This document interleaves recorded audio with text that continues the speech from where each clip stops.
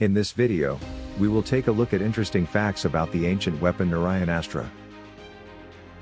In Hinduism, an astra was a supernatural weapon, presided over by a specific deity and imbued with spiritual and occult powers that caused its effect or impact.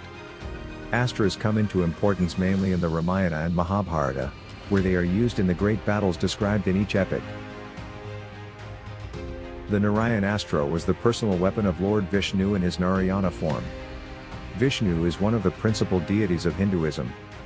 Vishnu is known as the preserver within the Trimurti, the Hindu trinity that includes Brahma and Shiva.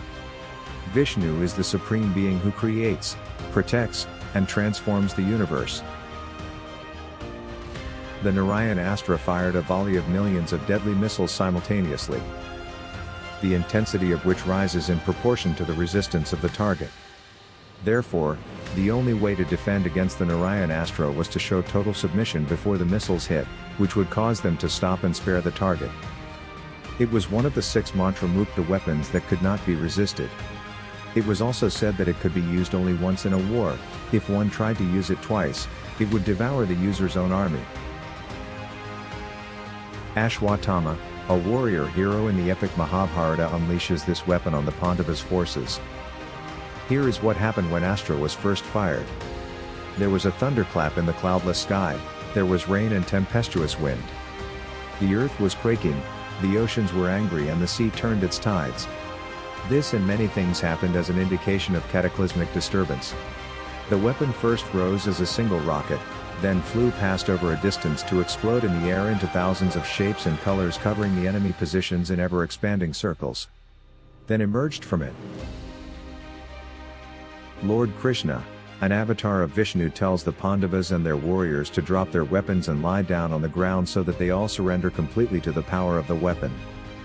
It was also said that this weapon can be used only once in a war, and if one tries to use it twice, then it would devour the user's own army.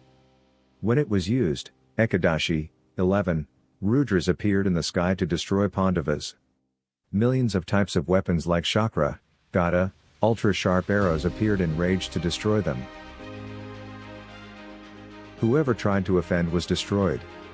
Sri Krishna, who knew how to cool down the Narayanastra, advised Pandavas and their army to immediately drop all types and sorts of weapons from their hands and utterly surrender to the great Astra of Lord Vishnu.